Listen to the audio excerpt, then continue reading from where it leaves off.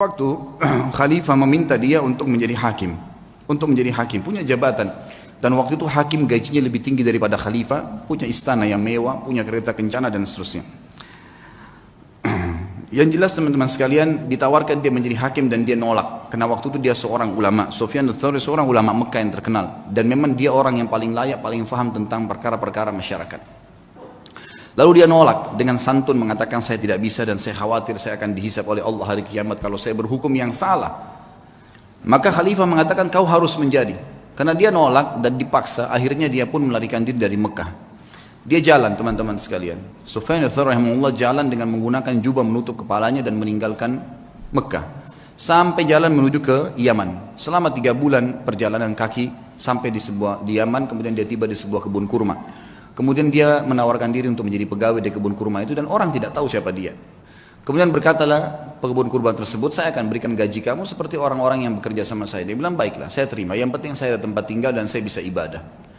Berjalanlah 3 bulan dia menurunkan kurma dari pohon. Seorang alim ulama yang sangat dihormatin pada saat itu, sangat dihormatin.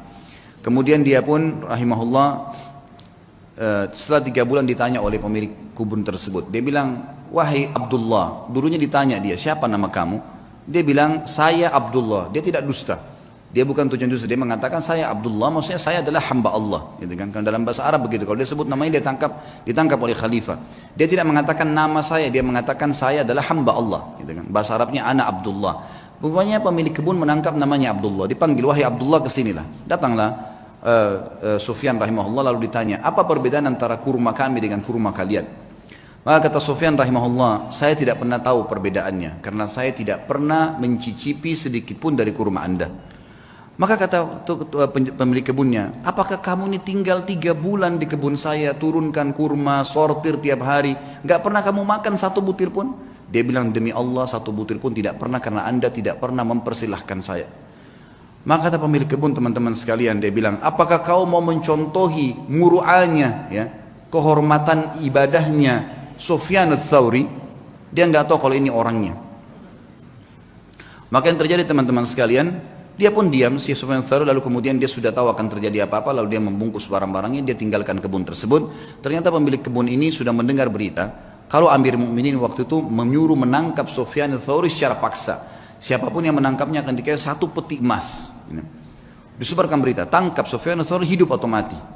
Maka pada saat itu teman-teman sekalian, itu kisahnya panjang, saya ringkaskan. Kemudian si pemilik kebun datang kepada temannya di sana lalu berkata, ada pegawai kebun saya unik, kenapa saya tanya dia perbedaan antara kurma Hijaz, Mekah dan Madinah, karena dia mengaku dari Hijaz, ya, dengan Yaman dia tidak tahu. Dia bilang dia tidak pernah incipin 1 butir pun karena saya tidak pernah persilakan selama 3 bulan jadi pegawai. Maka temannya mengatakan, sebentar, ya, bagaimana cirinya pegawai itu? Disebutkan cirinya seperti ini. Kata dia, itulah Sufyan ats-Tsauri. Kita kejar dia, tangkap, kita berikan kepada Amir Mukminin, ambil 1 peti emasnya. Waktu mereka kembali ke kebun sudah tidak ditemukan. Sufyan ats-Tsauri sudah kembali ke Mekah.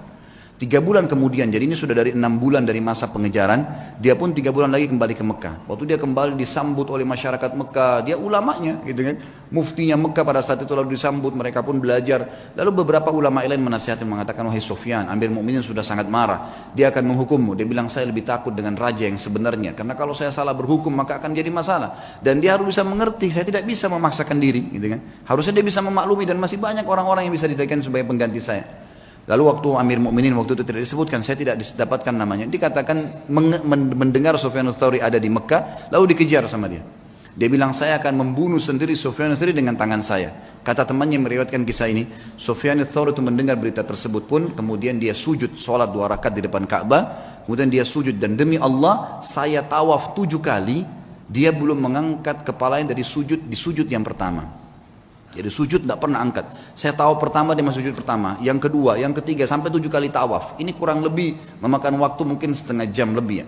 Itu kalau cepat, kalau lambat mungkin bisa lama, lebih lama. 7 kali tawaf bisa sejam kalau lagi padat-padatnya.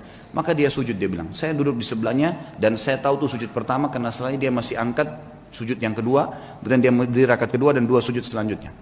Yang jelas teman-teman sekalian, selesai sholat saya melihat dia, kata perawi kisah ini, mendatangi Ka'bah lalu memegang kain Ka'bah sambil mengatakan, aqsamtu bika rabbi, saya bersumpah atas namamu hai Tuhanku, jangan biarkan khalifah ini untuk masuk ke Mekah. Maka yang terjadi adalah dikatakan dalam kisah ini Amir Mukminin pun waktu khalifah itu waktu mendekati pintu gerbang Mekah ya sempat berkemah dan meninggal sebelum masuk ke dalam Mekah. Tapi yang jelas kisah yang kita ambil dari Sufyan ats-Tsauri adalah bagaimana beliau rahimahullah takutnya kepada Allah mengalahkan takutnya kepada pemimpin manusia dan dia meninggalkan jabatan yang tinggi karena takut dihisab hari kiamat.